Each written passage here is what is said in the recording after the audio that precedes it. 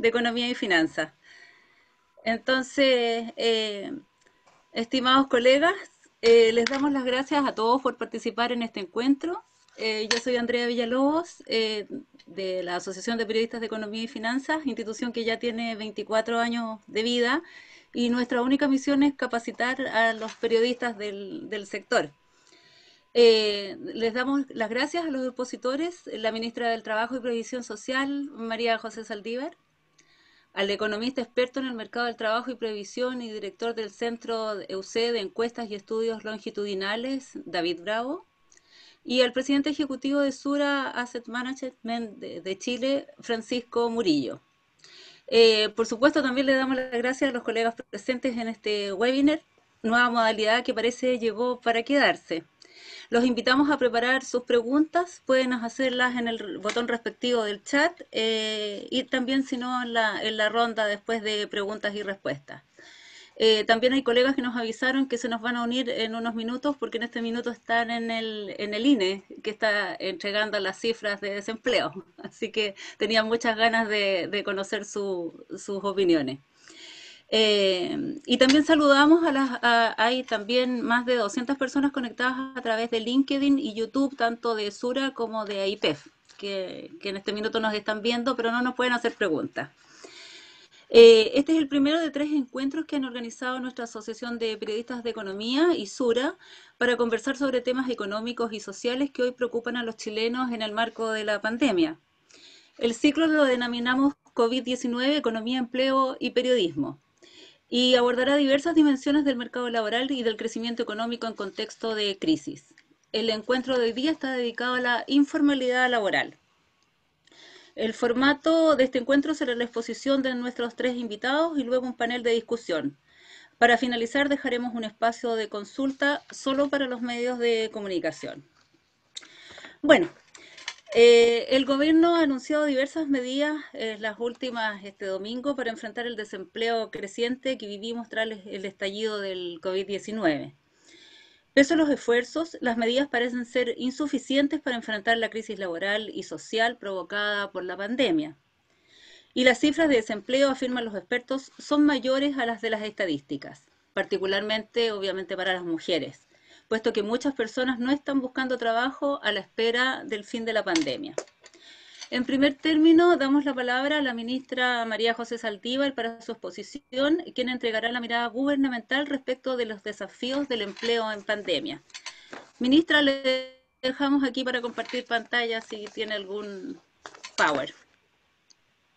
Muchas gracias. Aquí tengo una presentación y, perdón, primero yo me gusta siempre pedir perdón por los atrasos. Me carga andar tarde. A lo mejor sirvió para que Lina entregue los datos entre medio.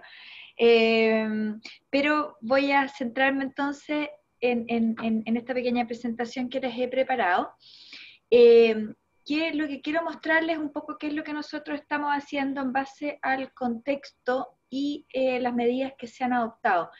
En cuanto al contexto, bueno, bien lo decía Andrea, estamos viviendo una de las situaciones en el mundo del trabajo más profundas y complejas que nos ha tocado vivir. Yo sé que David después se va a extender más en esta materia, pero la verdad es que estamos con la menor tasa de ocupación, la tasa de participación está en su mínimo, se habla de la destrucción de 1.800.000 puestos de trabajo. Los sectores afectados son justamente aquellos en que normalmente se entrega mayor cantidad de trabajo, como es el comercio, las actividades de alojamiento, la gastronomía. El área de la cultura, un área que no se ha hablado mucho porque proporcionalmente no entrega tantos puestos de trabajo, pero prácticamente está al cero, lo cual nos implica una enorme preocupación porque no estamos hablando también de un segmento que sea fácilmente reconvertible, como nos podría ocurrir en otras actividades. Las mujeres son lejos las más afectadas. Han retrocedido casi 10 años y esta recuperación va a ser muy difícil si no se toman medidas de mediano y largo plazo que sean efectivas, sobre todo para evitar que el costo de la maternidad siga recayendo exclusivamente en ella. No puede ser que esto siga de esa forma. y tenemos una informalidad de 22,3 puntos, que es menor a la registrada en el trimestre del año anterior. Por lo tanto, tenemos que en el mundo del trabajo se ha visto súper afectado tanto el formal como el informal. Estos son datos de contexto. Yo sé que el INE ya entregó sus cifras, estas muestran una leve mejoría respecto a la del mes anterior, trimestre móvil anterior, lo cual es un buen antecedente, pero seguimos con una situación que es muy delicada. Aquí yo creo que sobre todo hay que destacar que también retrocede lo que es la inactividad, mayor cantidad de personas están buscando trabajo y eso también es una buena señal. Pero estamos en un contexto que es sumamente preocupante. Nosotros hemos estado trabajando en lo que es el paso a paso laboral, porque tenemos que recuperar el empleo y lo tenemos que recuperar de una manera que sea segura y que le entregue garantías y legitimidad a los trabajadores. Y hemos estado trabajando en el contexto de subsidios al empleo, que lo que busca es poder entregar oportunidades, nuevas oportunidades a todos quienes se han visto afectados, pero con un principal foco en los sectores más afectados. Este es más o menos el contexto. En cuanto a qué es lo que hemos hecho, la verdad es que me gustaría contarles un poco para que veamos lo que han sido estos 7 meses de pandemia, que de repente uno no ve la película completa y no se da cuenta del enorme trabajo que ha habido detrás. Nosotros como ministerio tenemos 6 leyes que se han aprobado solamente en el contexto de la pandemia, independiente de las otras. Y en este sentido se logró aprobar la ley de teletrabajo, que es una ley fundamental.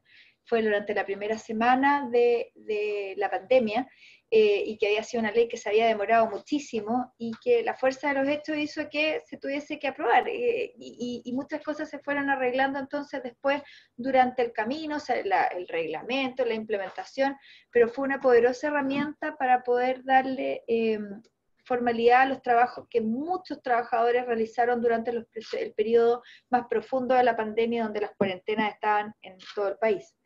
Luego tenemos la ley de protección al empleo, que esta es una ley que básicamente son 3, ¿no es cierto? Una primera que se aprueba y entra en vigencia el día 6 de abril, muy al inicio de la pandemia, y que nos permitió darle una protección a cerca de 800.000 trabajadores, que permitieron que su vínculo laboral no se interrumpiera y que mantuvieran ingresos, obviamente que por montos inferiores, pero que pudiesen de alguna manera congelar esta relación laboral. Y vemos a esta fecha que esta ley fue exitosa. ¿Por qué? Porque tuvimos cerca de 780.000 trabajadores que se acogieron, de los cuales hoy día ya han vuelto o han terminado esta suspensión cerca de 480.000, y de esos 480.000, un 85% volvió a su lugar de trabajo con sus mismas condiciones, y solo un 3,5% fue desvinculado. O sea, es una ley que realmente mostró que había logrado cumplir este objetivo, que era proteger la relación laboral, y no se dio ese temor que existía de que todas estas personas después iban a ser despedidas, que solamente estábamos retardando la desvinculación. Hoy en día tenemos 300.000 personas acogidas a la ley de protección al empleo, pueden incorporarse más. Esta ley prorrogó su vigencia, aumentó el monto de los giros y aumentó también el número de giros, y por lo tanto nos está sirviendo como forma de cuidar el trabajo.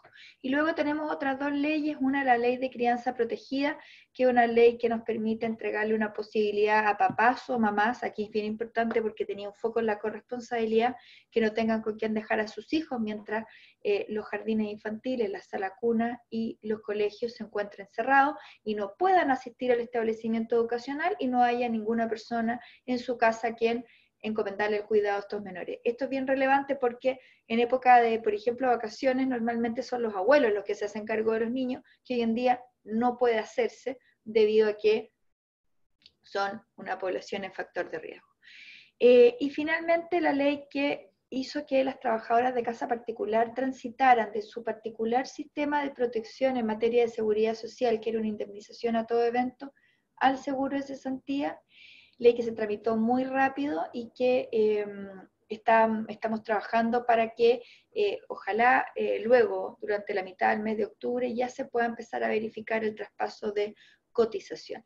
Esto en cuanto a los proyectos de ley, pero además hemos estado trabajando en toda una línea que es administrativa, que es el paso a paso laboral, que es una hoja de ruta que contempla 7 pasos, que entrega la forma en la cual se debe trabajar en conjunto, empleador y trabajadores, ya sea con el sindicato, con el comité paritario o con los trabajadores directamente, el retorno a los lugares de trabajo.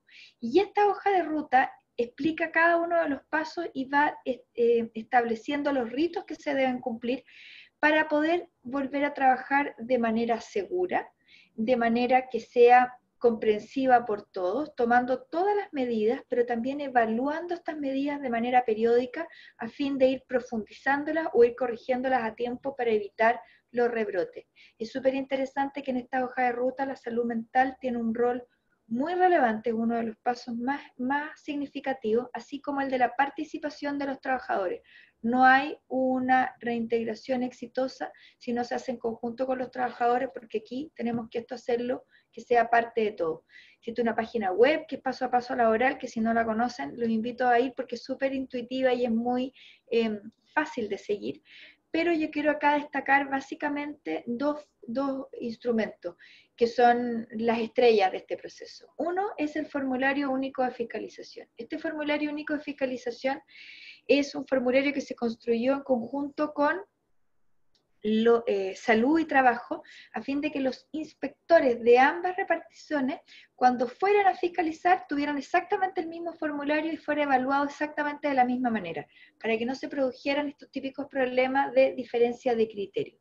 Pero además lo dimos a conocer en esta misma página web, tanto a empleadores como a trabajadores, para que los trabajadores pudiesen servir y ser parte de la fiscalización y de la autodenuncia.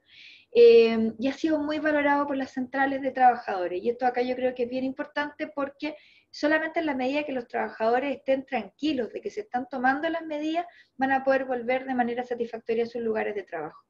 Y para los empleadores lo mismo, porque les entregamos la prueba con la respuesta. Y por lo tanto saben lo que tienen que hacer para poder cumplir, y si lo cumplen no van a tener ninguna dificultad. Pero además les estamos entregando los insumos para que puedan ir permanentemente complementándolas. Entonces ha sido un instrumento muy bien recibido y que nos ha servido a todos. Y finalmente tenemos lo que se llaman las fichas sectoriales, que a lo mejor, como hemos tenido tanta información y hemos entregado tanta data últimamente, no han sido lo suficientemente relevadas, pero tenemos una ficha por cada sector que se ha permitido ir reincorporando. Y en esta ficha se entrega cómo se debe de cumplir, qué es lo que hay que hacer, cuál es la manera de aproximarse. Ayer dimos a conocer la ficha del sector agrícola, pero está en la minería, está en el comercio, está en la construcción, tenemos la ficha del turismo y tenemos una serie de actividades que ya están con esta ficha, que si tienen cualquier duda las pueden visitar y que han sido sumamente importantes para la actividad, la del transporte. O sea, hay mucho material respecto de cómo hay que seguir avanzando. Pero además de eso, nosotros como Ministerio del Trabajo, lo que hicimos también fue levantar todas las iniciativas que dentro de este ministerio, que son 2 subsecretarías y una cantidad de servicios relacionados, se estaban desarrollando para articularla y poder priorizarla. Y las distintas actividades que realizaban los distintos servicios, ir coordinándola y poder tener entonces 6 ejes de acción que estuvieran muy claros con esta finalidad o esta meta que era focalizar en entregar nuevas oportunidades laborales. La meta que nos puso el presidente es generar 1 millón de empleos y es una meta sumamente ambiciosa. Y si no lográbamos nosotros rearticular lo que estábamos haciendo para coordinarlo, era muy difícil poder avanzar. Y entonces estos 6 ejes, que lo que les digo, atraviesan a todos los servicios del ministerio, por eso son muy interrelacionados. El primero es el de la prospección y estudio del mercado del trabajo. Lo primero que nosotros planteamos es que tenemos que entender al mundo del trabajo, saber qué es lo que se necesita, dónde están las brechas, dónde van a estar las oportunidades, para una vez que tengamos bien mapeado lo que se necesita, poder seguir adelante. Y esta segunda parte está en este segundo eje, que es la formación para el empleo. Nosotros muchas veces tenemos que existen ofertas laborales que no se pueden llenar porque no tenemos a las personas con esas competencias en ese determinado lugar. Y entonces lo que nosotros queríamos adelantarnos es que todos los cursos, toda la capacidad del CENSE se vertiera en entregar la formación que se necesitaba, cerrar la brecha en cada una de las actividades. Luego el eje subsidio, que lo podemos ver más adelante, y el de la certificación, porque van a haber ciertas funciones que se necesitan, ciertas certificaciones que me acrediten que ese trabajador está en condiciones de poder desarrollar esta función. Para luego avanzar en lo que es la gestión territorial para la intermediación laboral. Queríamos cortar con esta situación de que cuando habían grandes proyectos, desafiantes proyectos que se realizaban en regiones, todos los puestos de trabajo venían desde las grandes urbes y por lo tanto no quedaban en las regiones, así como también desarrollar plataformas digitales para la intermediación laboral que durante este tiempo era tan necesario, ¿no es cierto? No tenemos la posibilidad de hacerlo físicamente y teníamos entonces que generar instrumentos para que los trabajadores pudiesen acceder a todo esto de manera remota y de manera muy efectiva. Y entonces, teniendo estos ejes, es que nosotros nos hemos centrado en cuáles son los focos que tenemos que desarrollar. Y estas son las principales iniciativas de reactivación del empleo que estamos desarrollando. La primera tiene que ver con este subsidio al empleo, que ustedes ya han conocido, que es un subsidio al empleo que tiene dos líneas. Una, la de la reincorporación de todos los trabajadores que se encuentran en este momento todavía suspendidos, pero también la generación y creación de nuevos puestos de trabajo, con foco mujer, en jóvenes entre 18 y 24 años de edad y personas con algún tipo de discapacidad certificada. ¿Esto por qué? Porque son los grupos que han estado más vulnerables a la pérdida de oportunidades, pero claramente tenemos un problema que es muy transversal y es por eso que también aquí no hay cupos, sino que hay distintos beneficios según quien acceda. Y estamos trabajando también en mejorar el subsidio al empleo joven y al bono trabajo mujer. Estas dos siguientes iniciativas son a través de un proyecto de ley, a diferencia de lo que ocurre con el subsidio al empleo, que pudimos usar la línea del Decreto Supremo 28 y por lo tanto fue a través de un trabajo administrativo. En lo que es la intermediación laboral, nosotros aquí hemos tenido dos focos en nuestro trabajo. Por una parte, fortalecer la red de intermediación laboral a través de plataformas virtuales, haciendo alianzas con privados, generando un sinnúmero de ferias laborales virtuales. Hoy día, por de pronto, tenemos una feria enfocada en la región de Atacama y en la región de O'Higgins, con 12.000 puestos de trabajo de empresas locales para personas que viven en esa zona, muchos de los cuales son trabajos remotos, otros son presenciales, y esto lo hemos estado desarrollando a lo largo de todo Chile, y estamos con una consultoría con el Banco Mundial para poder potenciar y privilegiar todo lo que estamos desarrollando y sacarle en el fondo el máximo provecho de las iniciativas que ya existían. Pero además nos hemos puesto como empeño fortalecer la Bolsa Nacional de Empleo. Hoy en día estamos con cerca de 13.000 ofertas laborales. En un momento dado, la Bolsa Nacional de Empleo, cuando recién partió, teníamos cerca de 1.000. Hoy en día estamos con 13.000, pero además, a través de un convenio que hemos desarrollado con los ministerios que están más propiamente en la reactivación, como es el MOP, como es el Ministerio de Vivienda y Urbanismo, como es el Ministerio de Agricultura, lo que estamos buscando es que todas estas ofertas, todos estos nuevos proyectos que se están licitando, publiciten sus puestos laborales en la Bolsa Nacional de Empleo a fin de que podamos hacer esta gestión regional o comunal, que era lo que yo les decía. Nosotros necesitamos que si se va a construir una obra de infraestructura en la región de la Araucanía, bueno, los puestos de trabajo sean de ahí y que no vengan de Santiago. Y entonces a través de la Bolsa Nacional de Empleo estamos haciendo un trabajo muy interesante y lo estamos fortaleciendo y ustedes pueden ver que está distinta a como estaba hace un tiempo atrás. Estamos trabajando en la certificación en competencias laborales, tenemos cerca de 9.000 personas que se van a certificar a través de Chile Valora, y aquí lo que hemos hecho es levantar cuáles son esos perfiles, junto con el Ministerio de Energía, el Ministerio de Obras Públicas, y empezar a preparar los perfiles para poder certificar. Y lo mismo hemos hecho en la capacitación, a través del lanzamiento de muchos cursos online, ustedes a lo mejor se acordarán que hicimos lanzamiento del convenio con la Fundación Slim y Telefónica, con Coursera, que disponibilizamos más de 60.000 licencias que permitían capacitarse en la totalidad de los cursos que Coursera ofrecía totalmente gratuito, a diferencia de lo que ocurre normalmente, que el curso es gratis y la certificación es pagada, ¿no es cierto? Y hemos seguido entonces muy en esta línea porque es lo que podemos hacer hoy día en tiempos de pandemia. En cuanto al empleo femenino, no solo hemos puesto un foco en que el subsidio sea más alto, sino que también de buscar las formas de reactivación. Aquí estamos trabajando en varias mesas de trabajo.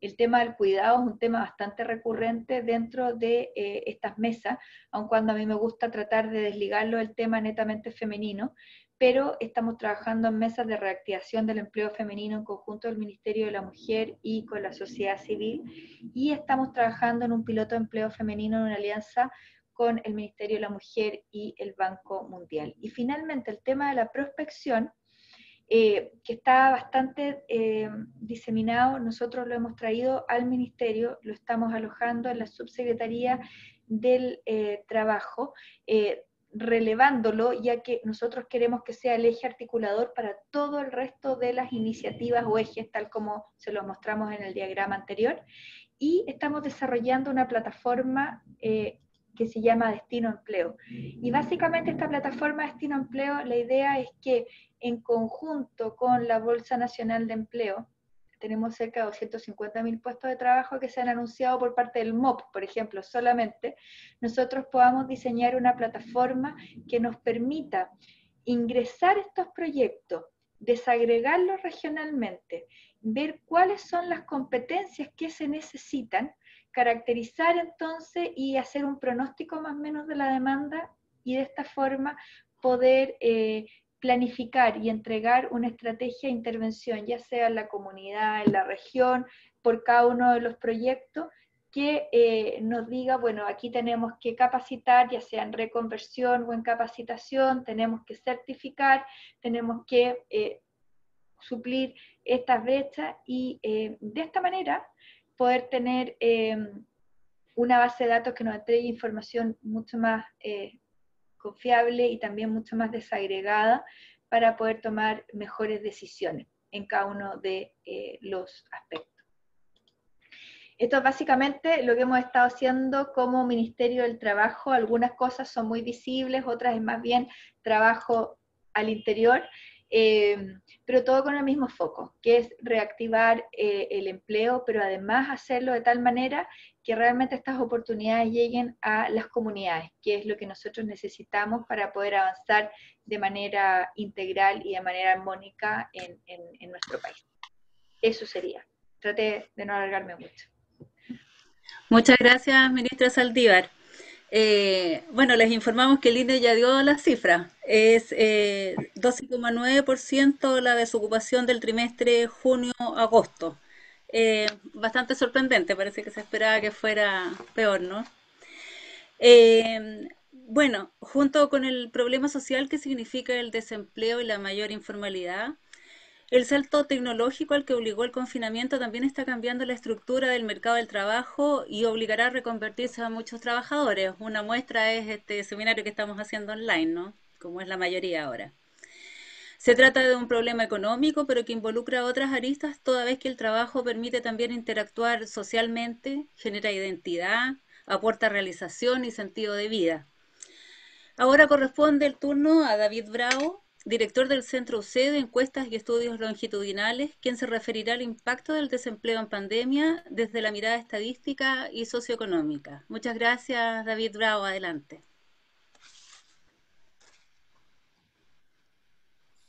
Bien, muchas gracias por la invitación a la Asociación de Periodistas en Economía y Finanzas. Un saludo a la ministra del Trabajo y a Francisco Murillo de Sura por bueno, el honor de compartir este panel.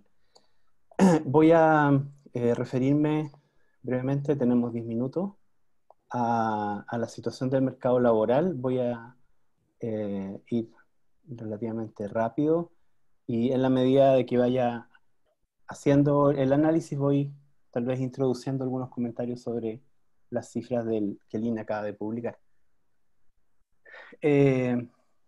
Quisiera partir por esta nota, así dedicada como a todos los que miran los datos del mercado laboral.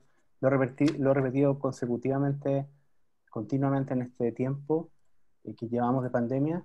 El indicador correcto a mirar es la tasa de empleo, no la tasa de desempleo. Es el indicador más importante que hay que mirar para evaluar el desempeño del mercado laboral, para ver si se ha tocado fondo, si estamos recuperando los empleos, y no la tasa de desempleo. Y les sugiero, les solicito encarecidamente que no usen la tasa de desempleo, no usen la tasa de desocupación. Los indicadores están para usarlo porque nos entregan información. Típicamente hemos usado, históricamente en todo el mundo, se usa la tasa de desocupación como un indicador de la crisis del mercado laboral.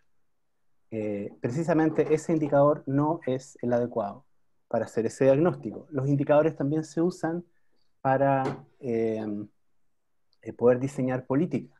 En general, cuando salta un indicador o alcanza ciertos umbrales, se van gatillando políticas. Usar la tasa de desempleo es dañino porque está muy rezagada la tasa de desocupación. Este punto ha sido relevante en crisis anteriores también, pero con mucha fuerza en esta crisis en particular, en el caso de Chile. La razón de eso, ¿cierto?, es que una persona que no está trabajando, si busca trabajo, se le denomina desempleada, ¿cierto? Pero si no busca trabajo, está fuera de la fuerza laboral. Y no nos va a aparecer en la tasa de desocupación. Y la crisis en particular actual tiene connotaciones muy especiales que hacen que la gente no esté buscando trabajo. En un periodo normal, cuando cae el empleo, en las magnitudes que ha caído, la otra cara de la moneda es el aumento en la desocupación. Cuando las personas que no pierden el empleo salen a buscar y eso hace saltar la tasa de desempleo. En el caso de Chile estaríamos hablando casi de un 30% hoy día, si ese fuera el caso. El indicador de la tasa de desocupación no saltó, no está saltando, va a ir a saltar cuando tal vez ya sea muy tarde para tomar decisiones. Afortunadamente, por lo que vemos también de los anuncios que se han hecho, de lo que ha dicho la ministra, la autoridad ha ido reaccionando antes, ha ido reaccionando usando el indicador de la tasa de empleo. Así es que, como hay muchos periodistas en la audiencia, me interesaría reforzar eso. La tasa de desempleo no debería ser usada, sino, bueno, hasta previo aviso, hasta cuando básicamente vayamos superando la crisis sanitaria. Creo que eso es lo que va a ocurrir. Y bueno, si la quieren usar, por favor, hagan como, a lo mejor se puede poner una advertencia, ¿cierto? Donde básicamente usar la tasa de desocupación puede ser dañina, dañina, así como en las cajetillas de cigarros que se ponen esos avisos, es dañino. O sea, si usted habla de la tasa de desempleo, es dañino para su análisis y para adoptar políticas públicas. Después de este antipático comentario, quiero pasar a ver el dato rápido, ¿cierto? Lo que tenemos, hemos tenido este desplome gigante, único, en la historia, creo yo, estadística, sobre, en tan corto tiempo, una caída en la tasa de empleo. La tasa de empleo es la proporción de personas que está ocupada respecto a la población en edad de trabajar, de 15 años y más. Y bueno, en los datos nuestros que presentamos hace como 3 semanas, pero que se refieren a la última semana de agosto, encontramos una recuperación. La tasa de desempleo cayó 14 puntos, 15 puntos en su punto máximo, y tuvo una recuperación importante en lo que nosotros medimos la última semana de agosto. ¿Qué nos dice el INE hoy día? ¿Cierto? El INE hoy día nos dice que la tasa de ocupación también tiene una recuperación más leve, un poco más leve que la que nosotros encontramos en agosto. Hay que pensar que los datos del INE son del trimestre junio, julio, agosto, ¿cierto? Y por lo tanto es un promedio de ese periodo. Los datos que mostramos nosotros eran de la última semana de agosto, así que a mi juicio esto es bastante coherente. También muestra los datos del INE que hay un salto, como un pequeño rebote, aun cuando uno compara los empleos de los empleos actuales que anunció el INE recién, con los empleos del mes anterior, el aumento es del orden de 120.000 empleos. Estoy considerando ahora en términos de la recuperación de empleos, ¿cierto? Comparando con el mes anterior. En el caso nuestro, los datos que mostramos a fin de agosto, eso fue sobre los 300.000 empleos. Así es que me parece que está dando más o menos el mismo mensaje. El mismo mensaje en todo caso indica que estamos bastante lejos de recuperar esos cerca de 2 millones de empleos que se perdieron. Pero por cierto, hay una cierta nota de optimismo en esto. Entre paréntesis, los datos nuestros de la última semana de septiembre, la encuesta está ahora en curso y los vamos a entregar el jueves de la próxima semana. Ahí sabremos qué pasó en la última semana de septiembre, veremos si efectivamente se corroboran estas tendencias o no.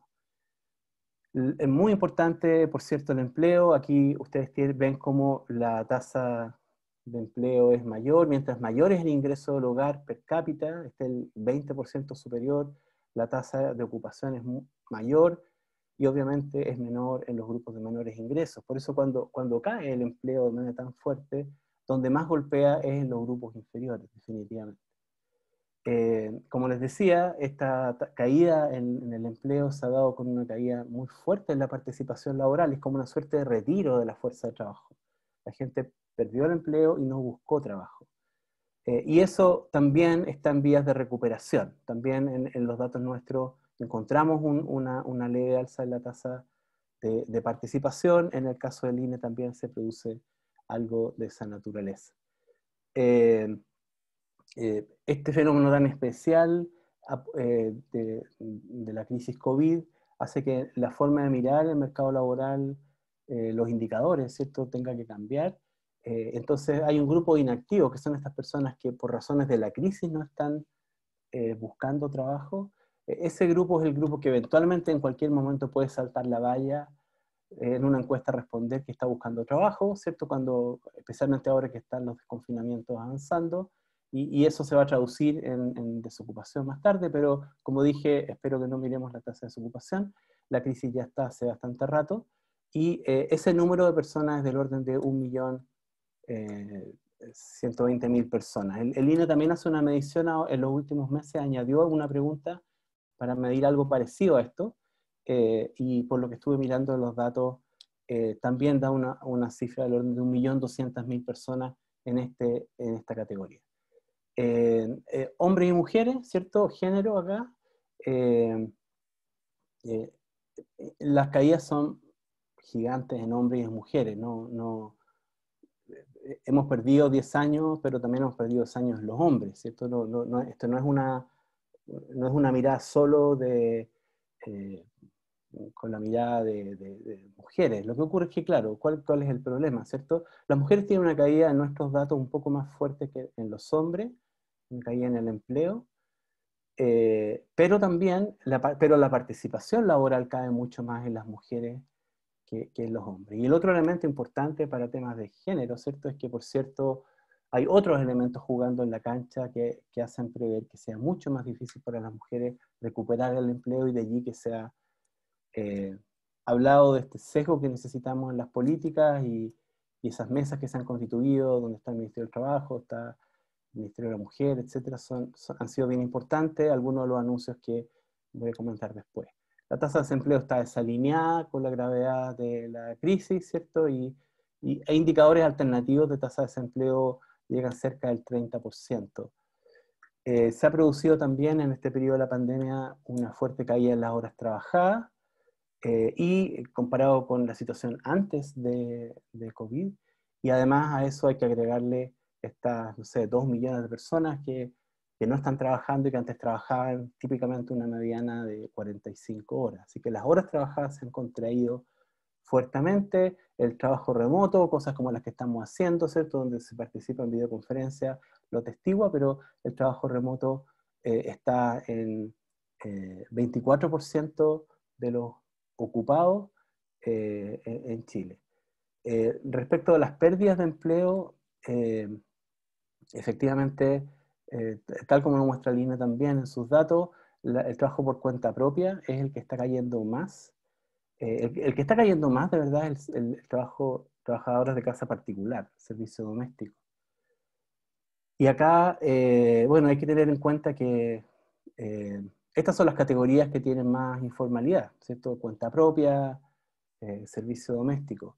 Así es que también en relación con el tema de este seminario que tiene que ver con la informalidad, lo que uno puede decir es, mira, estamos probablemente en la peor crisis que hemos tenido en los registros en materia de empleo, y si es que uno usara los indicadores eh, típicos para medir informalidad, vamos a estar mostrando una caída en la informalidad, porque las personas que están ocupadas, las que quedaron ocupadas, son más formales que las que se fueron.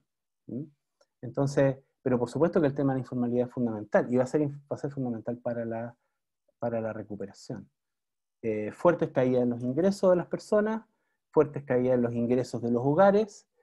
Básicamente, la estimación que tuvimos ahora la última semana de agosto fue que en total 2,5 millones de hogares habían visto reducidos sus ingresos del hogar como un todo, del orden del 50%, y esto de alguna manera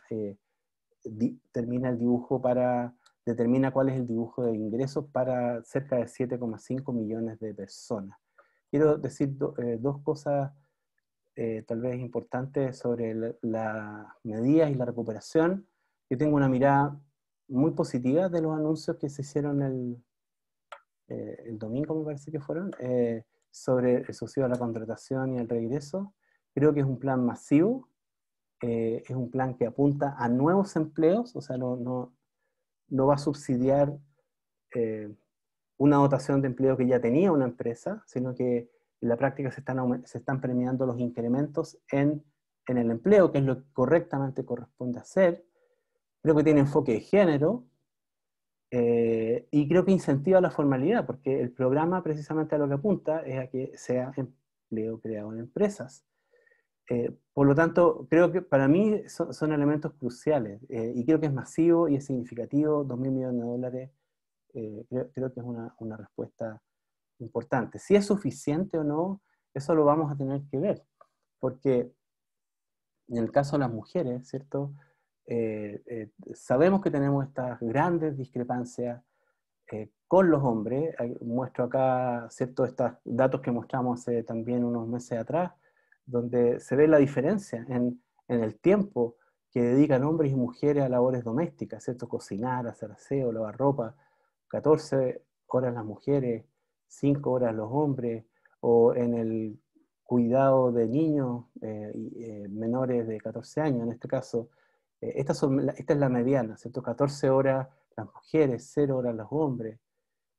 Apoyo en tareas escolares, ¿cierto? 2 horas las mujeres, 0 horas los hombres, etcétera. Podemos seguir, y cuando comparamos esto con la situación antes de la pandemia, no encontramos que esto se hubiera disminuido. Es más, en algunas dimensiones aumentó la brecha. O sea, esa brecha enorme hace que, lamentablemente, esa es la foto de nuestra realidad, en la recuperación del empleo, mientras estén los establecimientos educacionales, mientras estén los jardines, las salas cunas cerradas, esto va a recaer aún más fuerte sobre las mujeres, y por lo tanto es súper importante que se esté hablando de cómo se van a reiniciar las salas cunas, los jardines, los establecimientos educacionales.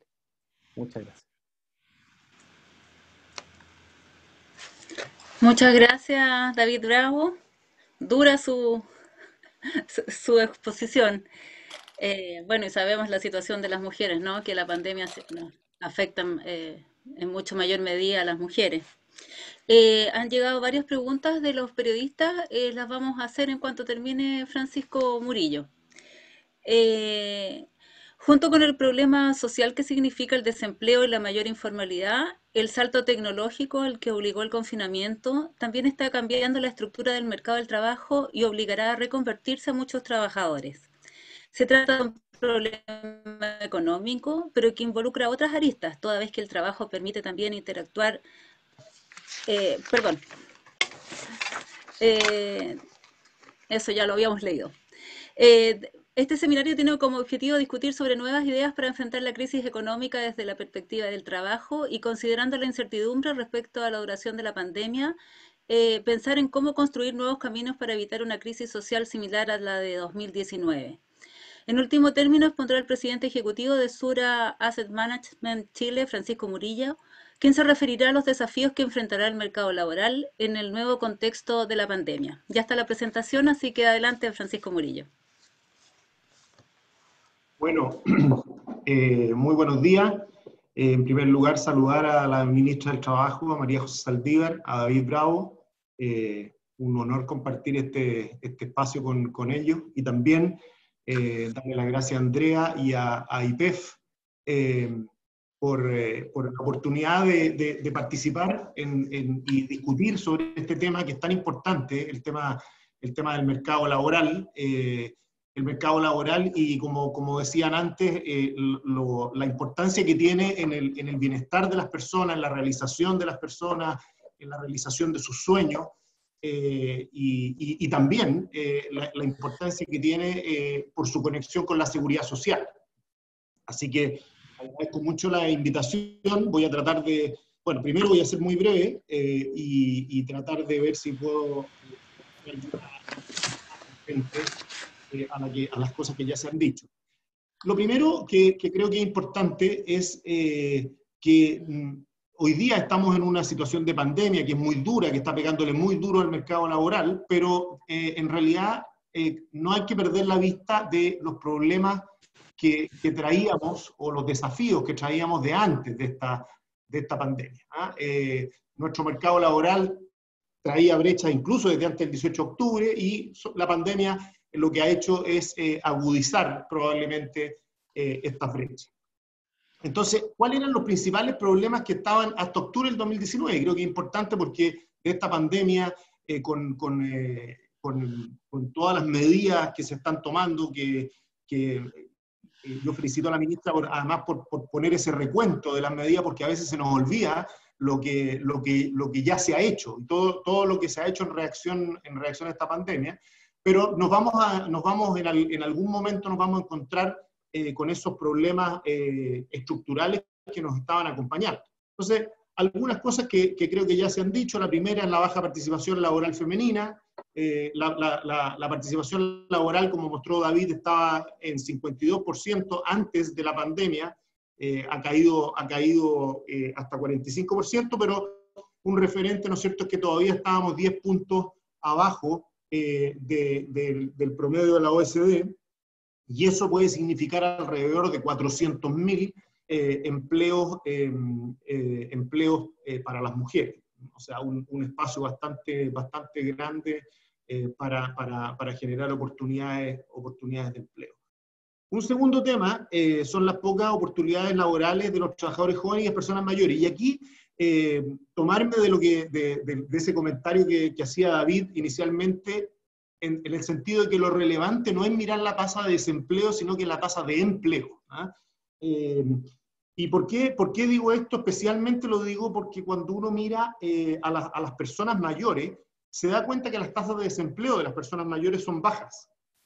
Pero cuando va y mira la participación laboral de las personas mayores, se encuentra con que estas participaciones son muy bajas. Entonces, al final, lo que explica la baja tasa de desempleo es que las personas simplemente no buscan trabajo porque en realidad las oportunidades no existen. Ahí les muestro en un gráfico cómo la tasa de participación cae cuando ya empezamos a movernos hacia los puntos de personas mayores. Básicamente, si tomamos el promedio de la gente en edad productiva máxima, o sea, entre 25 y 59 años, en los hombres tenemos una tasa de participación del 91, en las mujeres 69, esto era previo a la pandemia, y tenemos caídas de 30 puntos y hasta de 40 puntos cuando llegamos a tramos hasta los 69 años. Ni siquiera no estoy hablando de personas mayores que eso, pero sí personas que todavía están absolutamente vigentes laboralmente y posiblemente también, si las condiciones se dan, pueden ser un gran aporte al mercado laboral. Después, un tercer tema que tenemos es el trabajo informal, que es el objeto de esta conversación. Antes de la pandemia, ¿no es cierto?, el trabajo informal representaba el 28% del empleo en Chile, y claro, si miramos la realidad de la región, donde nosotros participamos con nuestra compañía, esto es un lujo, pero en realidad lo que tenemos que hacer es que tenemos que mirar a los países prósperos, a los que tienen que ser referentes, y hay un espacio muy fuerte todavía para formalización de empleo, y por lo tanto ese también es un tema del que no hay que perder la vista.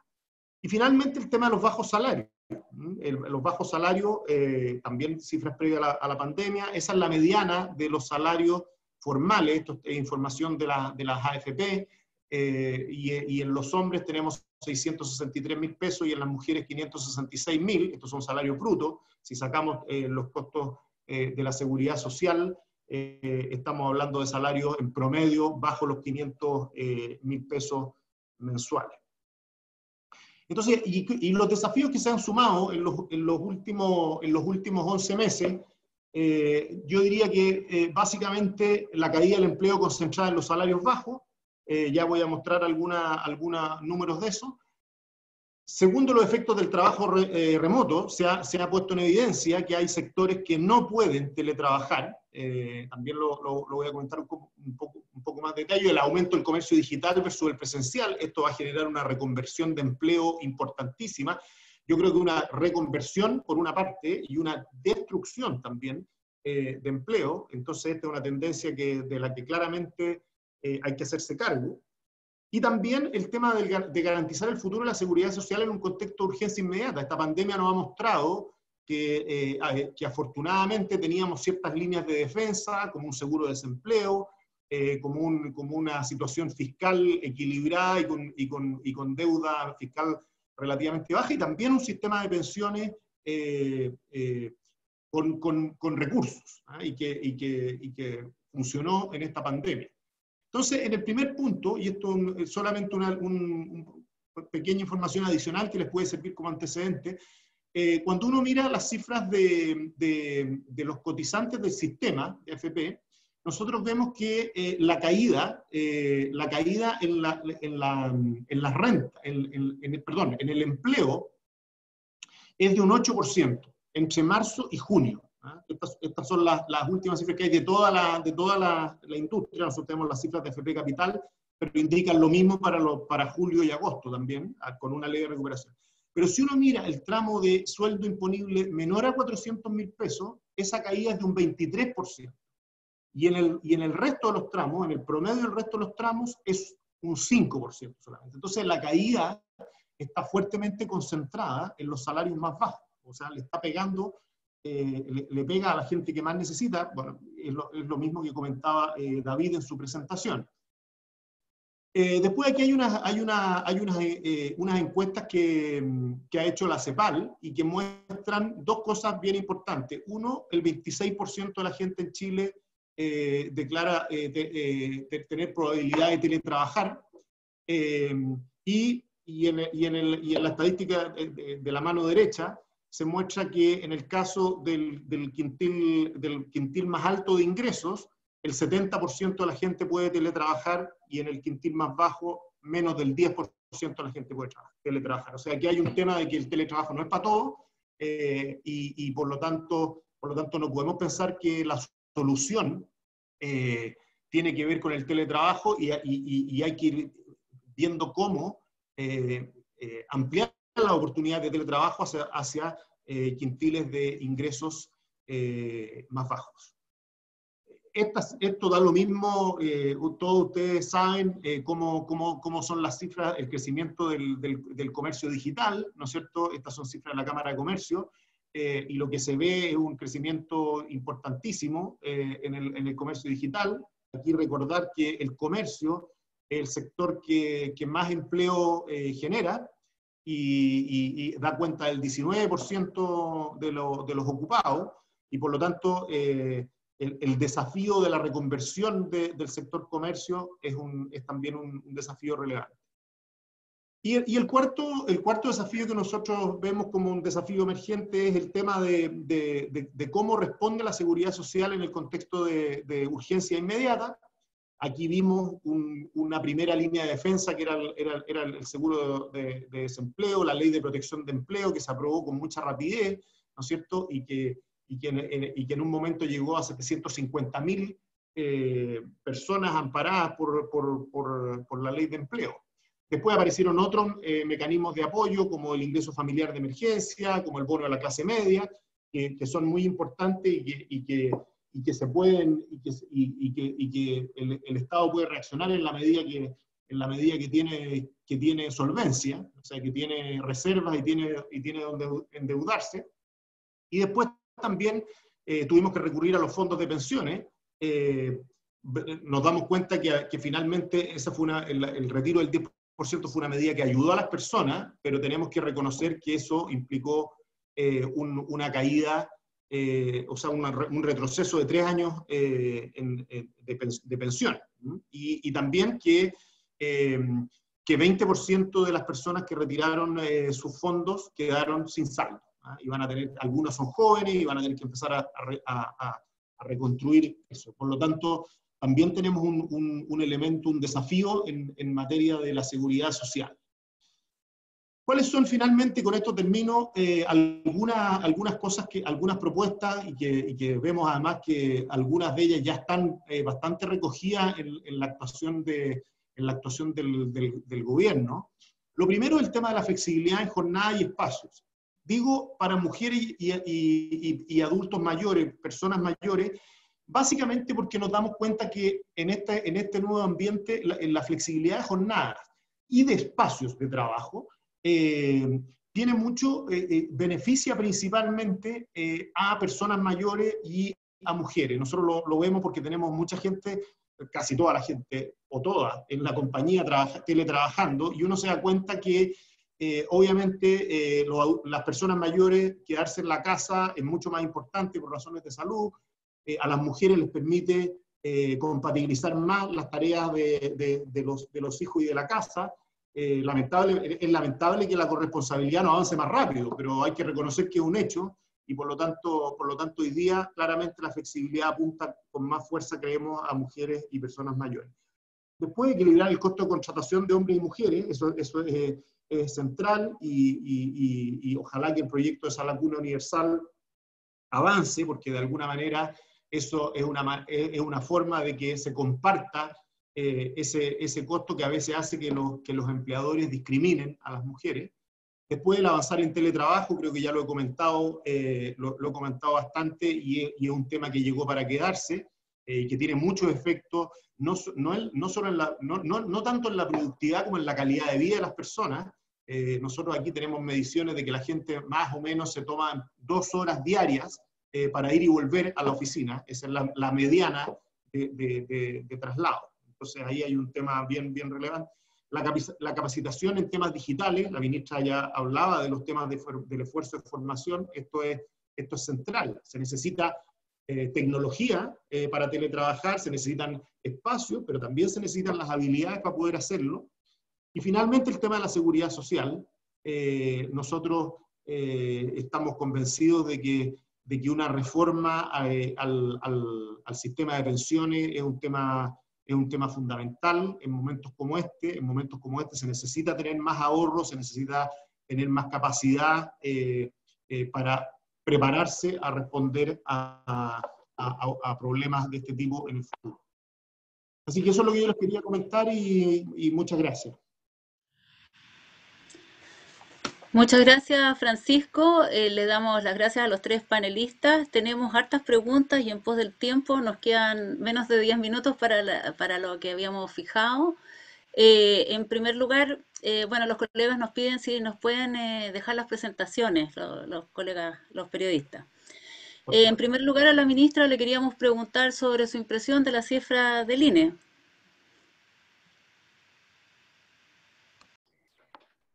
Bueno, a ver, la verdad que las cifras todos pensábamos que podían ser o iguales o un poquitito más altas, y es una buena noticia y va en línea con otros indicadores que ya estábamos viendo. Yo creo que aquí básicamente uno tiene que pensar, y a lo mejor estos análisis son de más largo plazo, y David tiene mucho más competencia para poder decir esto, pero el hecho de que sanitariamente nosotros estemos viviendo una situación que es mejor, las cuarentenas se han ido levantando en muchas comunas de nuestro país. Hemos visto también cómo se han ido reincorporando las personas al trabajo, de estos 780.000 suspensiones que habían, que son efectivamente 750.000 trabajadores, porque podían ser que fueran más de una, ¿no es cierto?, respecto a la relación par, eran 750.000. Bueno, hace también entonces que todo se vuelva a activar, y al activarse todo, empiezan entonces a producirse nuevas oportunidades laborales. Y esto es una muy buena medida y una muy buena noticia que tenemos, pero lo que tenemos que tener mucho cuidado, y por eso yo quiero volver a hacer hincapié en el paso a paso laboral, de que tenemos que hacer esta reactivación con mucho cuidado y con mucha cautela, y que tenemos que ir evaluando permanentemente, porque lo peor que nos podría pasar es un rebrote, y ahí todo lo que hemos andado vamos a retroceder, y aún más grave de lo que habíamos tenido antes, porque ya no tenemos esa reserva o esa capacidad de poder adaptar que teníamos en un primer momento. Entonces hay que ser súper cuidadoso, y es por eso que en este paso a paso laboral y en estas medidas de reactivación hay que ponerle tanto cuidado a todo lo que tiene que ver con la salud mental y con el tema sanitario propiamente del COVID.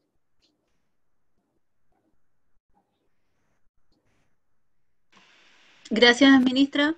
Andrés Huerta pregunta para la ministra y para David Bravo, si se tocó fondo, Andrés Huerta de la Radio ADN, si se tocó fondo en materia de destrucción de empleos, si el trimestre mayo-julio fue el peor en materia laboral o deberíamos esperar peores cifras para el futuro. Contestando súper, yo creo que esa pregunta la hicieron antes de los datos del INE que se entregaran. Yo creo que efectivamente estamos viendo brotes de recuperación. Ojalá que esto acá se mantenga, y como tenemos toda esta batería de subsidios hoy día que nos permiten una reactivación, y además estamos viendo una mayor aumento de la ley de protección al empleo, tenemos hartas señales que nos permitirían pensar que tenemos herramientas para poder enfrentar y poder seguir con esta senda y profundizar entonces este brote que vimos hoy día con los datos del INE. Yo no sé, David, si tú concuerdas.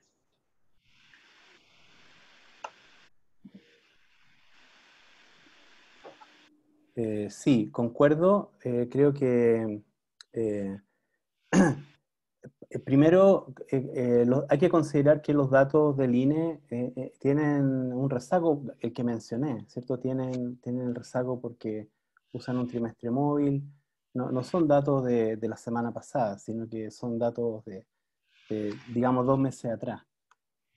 Y efectivamente muestran una recuperación leve, y en general, como ha ido ocurriendo con los datos que nosotros en la Católica hemos ido mostrando, estos datos que armamos básicamente para poder dar información más en tiempo real, esta tendencia seguramente los datos del INE el próximo mes se va a acentuar. Y si es un punto de inflexión, claro, tenemos que, como esta es una carrera que va a ser un poco más larga, vamos a tener que, y en ese sentido me alegra la prudencia en las declaraciones de la ministra, porque, bueno, tuvimos una mala experiencia también en el tema del control de la crisis sanitaria, creo yo, hace unos meses atrás, ¿cierto? Donde por lo menos se percibió como que había un exceso de confianza. Acá también esto de que vamos a tener que ir paso a paso creo que es muy relevante. Esta carrera no está para nada jugada. La magnitud de la recuperación es enorme aún por delante. Y creo que era muy importante poder haber hecho ese anuncio de los subsidios. O sea, esto de alguna manera despeja la situación. Hay que pensar que esto es bien dramático. Estamos con miles de empresas, ¿cierto? Cientos de miles de empresas que están todos los días tomando decisiones. Están tomando decisiones, entre otras cosas, las decisiones de contratación, ¿cierto? Que dependen un poco del entorno. Y están tomando decisiones. Si en verdad van a despedir, cómo se van a ajustar hacia adelante, y eso depende de la sobrevivencia en un contexto donde tenemos enorme incertidumbre. Entonces ir despejando esa incertidumbre, que se le haya dicho, mira, acá hay unos subsidios, y me parece mucho más importante todavía que esto se haya anunciado el domingo y que el lunes ya está vigente, ¿cierto? O sea, creo que eso, pienso que de verdad va a ser muy importante. Ahora, si alcanza o no alcanza, ¿cierto? Eso es un problema que todos tenemos, porque esta crisis estamos viendo cómo funcionamos. Y si verdaderamente fue o no fue un punto de inflexión, yo esperaría responder eso en unos días más, cuando tengamos datos más frescos de la última semana de septiembre, y vamos a ver ahí si efectivamente mantiene esa tendencia. Ahí necesitamos más de un punto, ¿cierto? Para poder tirar una línea, eso es como algo básico. Gracias, David. Pregunta Paula Gallardo para la ministra. Dice que el tema de la informalidad laboral genera consecuencias en la protección social. Y tiene eco en el futuro previsional. ¿Qué medidas se van a impulsar para fomentar el impulso a la formalización de los trabajadores que vaya de la mano con la recuperación del empleo? Si se avanzará en una eventual alza del IVA para incentivar de alguna forma la cotización. Bueno, eso usted no, no sé si lo puede responder. A ver, lo que pasa es que claramente nosotros tenemos que avanzar en formalización, pero también tenemos que entender de que el mundo del trabajo va transitando hacia formas distintas de relación a la que teníamos antes, ¿no es cierto? Y por eso tenemos que buscar los mecanismos a través de no querer volver al pasado, porque eso es imposible, ¿no es cierto? Ir buscando los mecanismos para que esta formalidad se pueda dar. Y esto por una razón súper sencilla. Nosotros vimos que pudimos llegar de manera mucho más eficiente a los trabajadores que estaban formalizados, quienes sabíamos quiénes eran, sabíamos cuáles eran sus ingresos, que aquellos que no los conocíamos. Y muchas veces los informales no solamente estamos hablando de precariedad, nosotros cuando hablamos de trabajadores sin seguridad social, tenemos trabajadores que tienen ingresos en todo el espectro.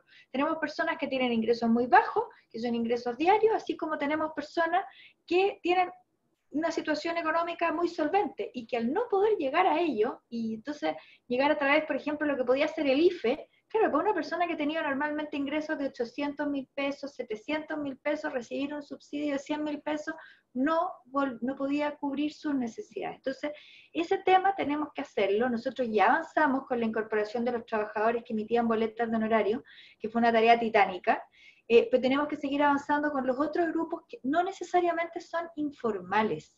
Pagan patente, pagan impuestos, pero están fuera de la seguridad social. Entonces, ese es un tema que es súper relevante. Ahora, el aumentar los recursos para financiar pensiones a través de impuesto al consumo es otra cosa. Porque no necesariamente estoy fomentando la formalidad con esa vía, ¿no es cierto? Porque quienes consumimos somos todos, y por lo tanto si nosotros aumentamos esto, vamos a tener recursos que debieran también llegarles a todos, no solamente a quienes son formales y cotizan.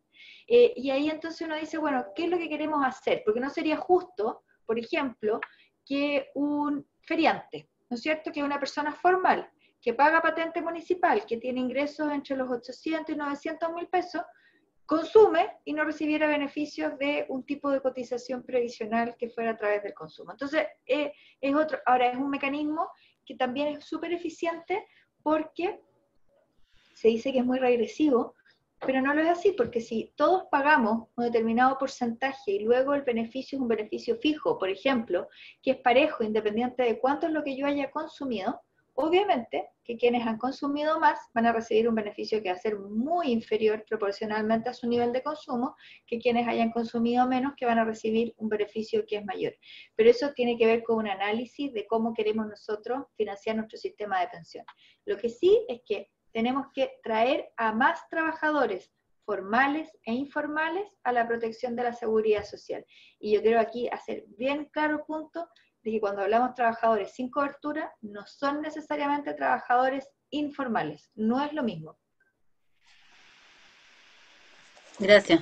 ¿Y la opinión de Francisco Murillo al respecto de la cotización a través del consumo?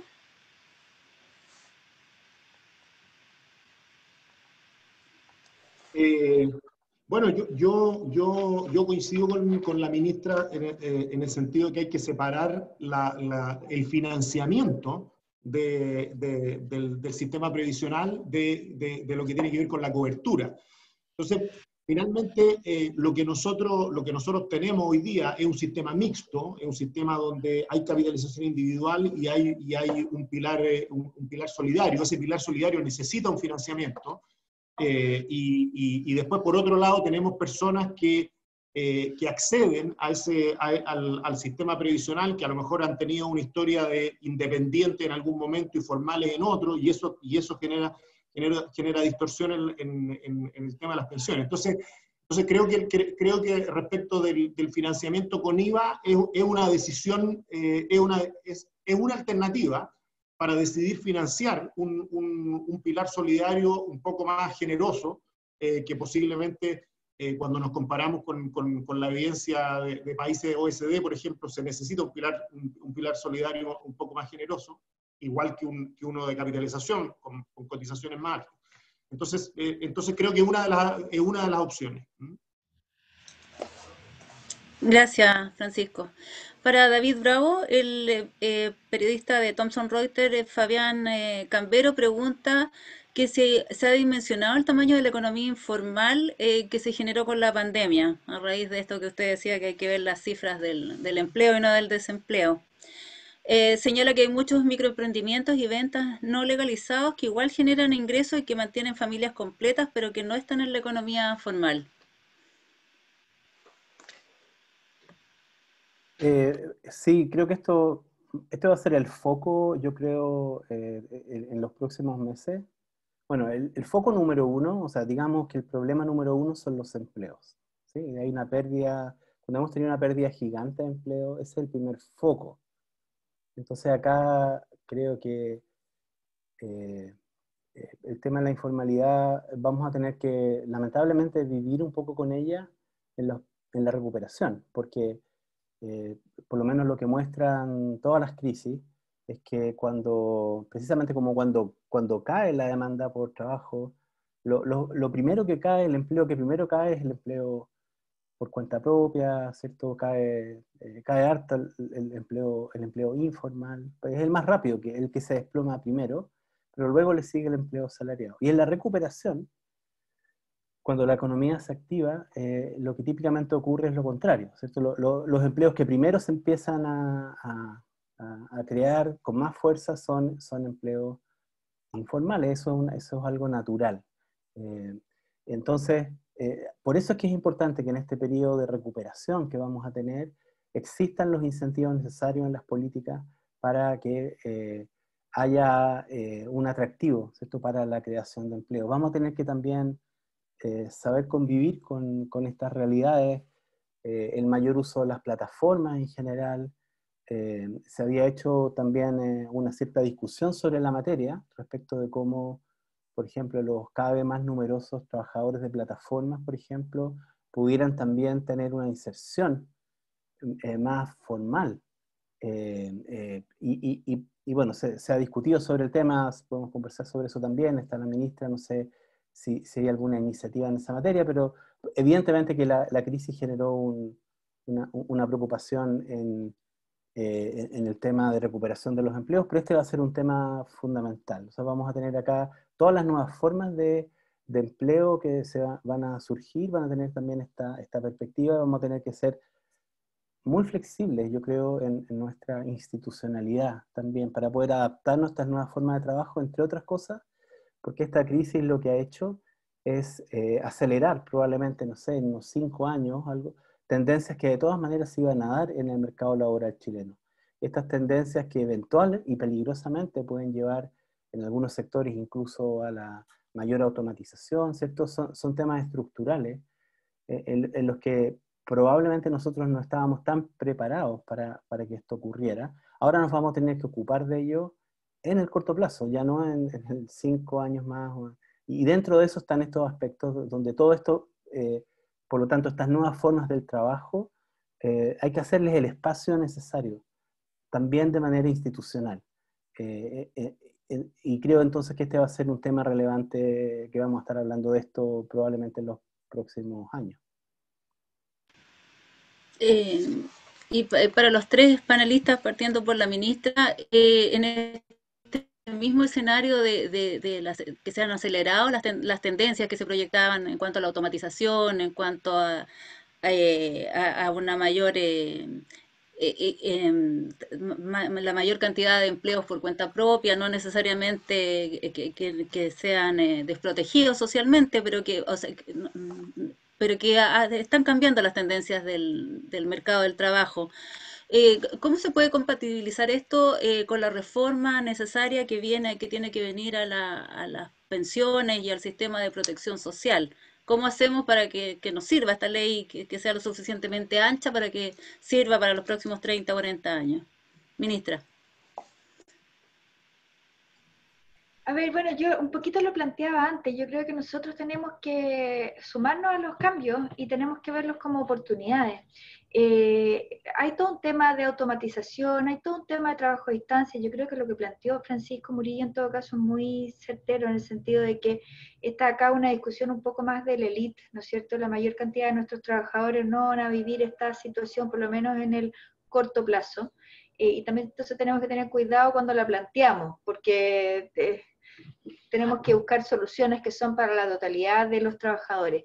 Pero además nos ocurrió con esta pandemia algo bien interesante, y es que la seguridad social normalmente opera cuando la persona está frente a una contingencia, ¿no es cierto? Y ahí recién veo cuáles son los resultados, cuál es el efecto que tiene.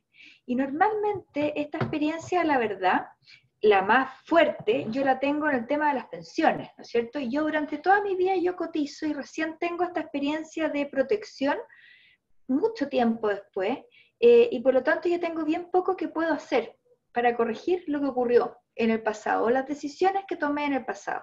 En materia de salud también normalmente son o muy contingentes, son bastante extraordinarias y son eventos que son más cortos. Bueno, esto acá, ¿por qué es relevante? Porque la situación de la pandemia y producto de la Ley de Protección al Empleo, nosotros pudimos ver lo que significaba una cobertura en materia de seguridad social de manera muy masiva, muchos trabajadores al mismo tiempo recibiendo los ingresos que correspondían según lo que yo había cotizado.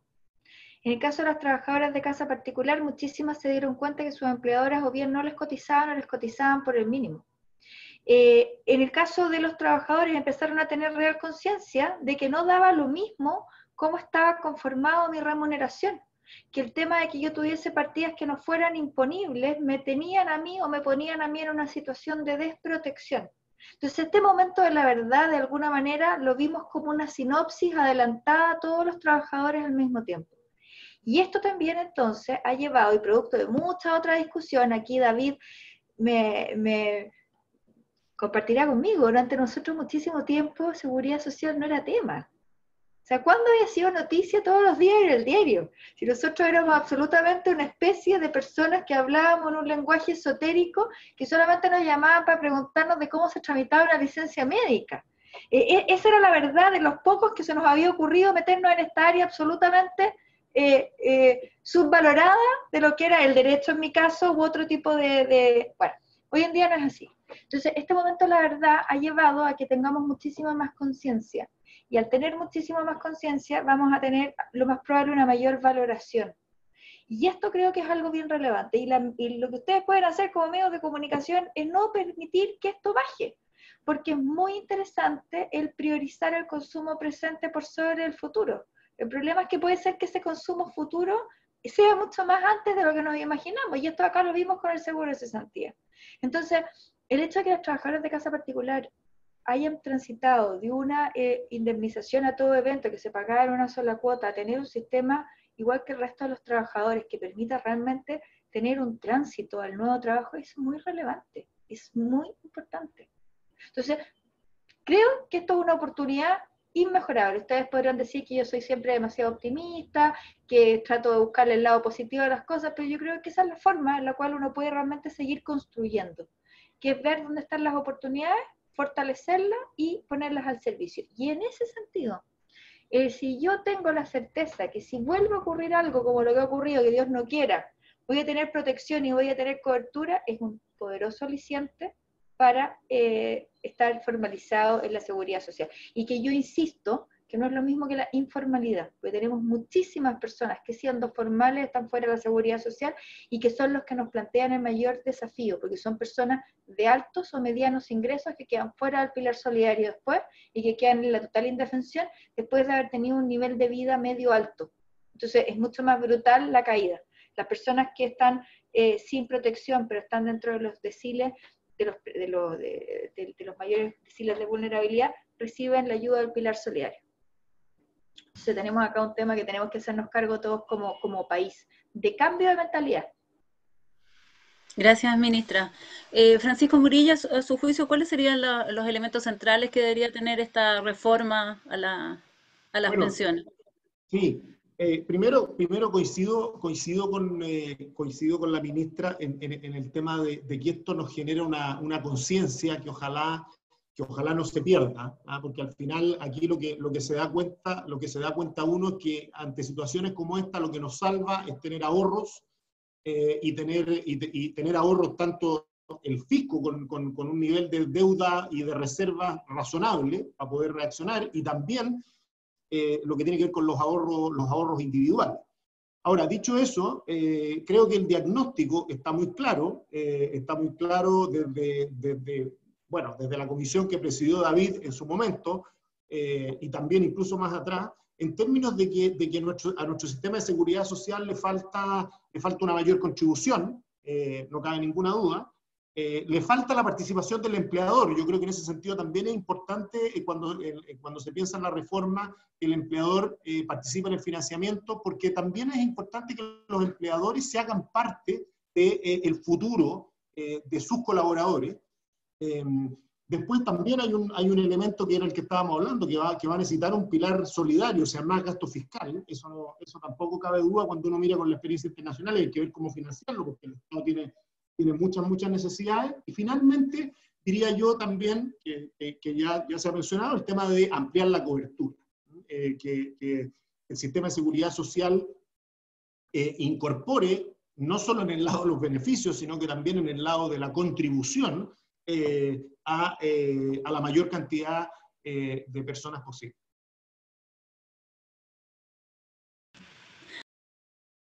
Nos gustaría ahondar harto en esto de los informales, pero nos queda un minuto nos comprometimos con ustedes a que terminábamos sí o sí a las 10:30. Hay una última pregunta que a quien la quiera responder, nos preguntan sobre el masivo ingreso de inmigrantes que se ha escuchado en los últimos días, que también hay cifras negras todavía al respecto, ¿no? Que habría habido un aumento de los inmigrantes al país durante la pandemia. ¿Qué nos podrían responder al respecto? ¿Cómo lo abordamos en este escenario laboral complejo? Porque vienen a trabajar los inmigrantes, ¿no?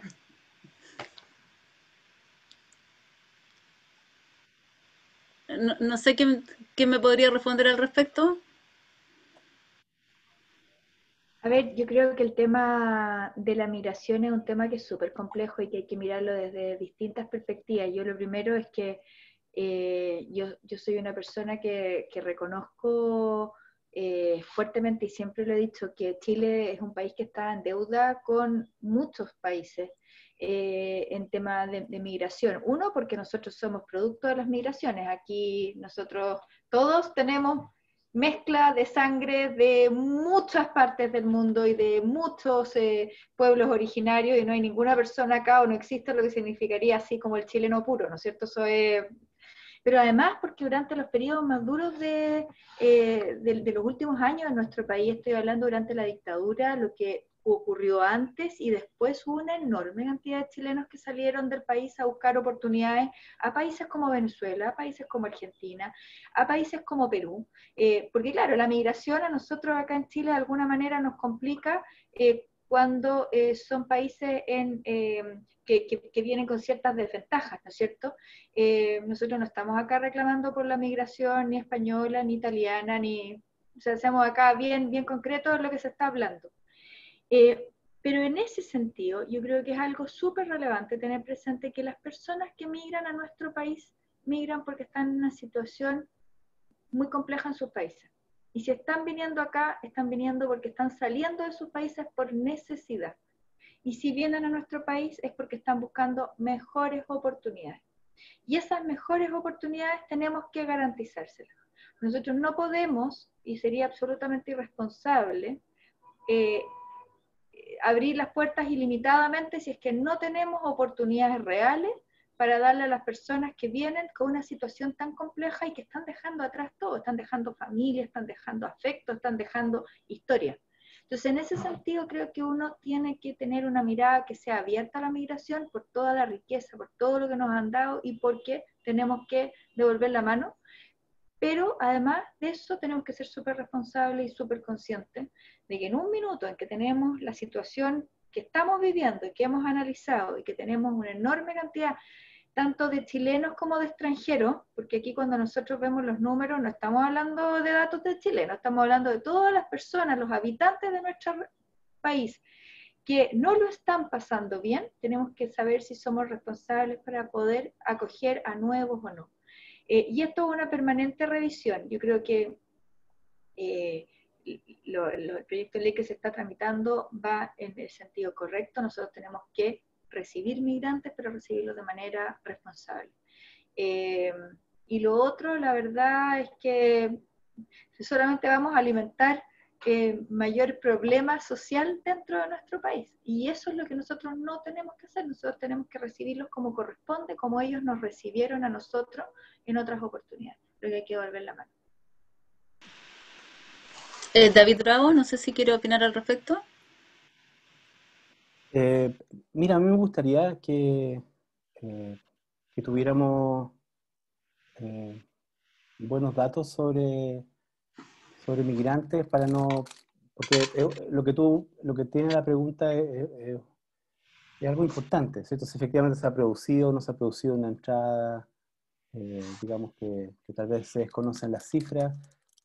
Yo preferiría esperar a tener cifras antes de comentar un hecho que no estoy seguro, pero sí comparto por supuesto el fondo del tema y creo que los inmigrantes van a ser cada vez más importantes en Chile cuando miramos esto no de la coyuntura, sino que lo miramos con una perspectiva de largo plazo al 2150 en Chile, o sea, en 30 años más vamos a tener más de casi un tercio de las personas van a ser mayores, ¿cierto? Las chilenas. El cambio en la estructura demográfica no solamente está golpeando las posibilidades que tenemos con el tema de los sistemas de pensiones, también nos va a afectar al mercado laboral.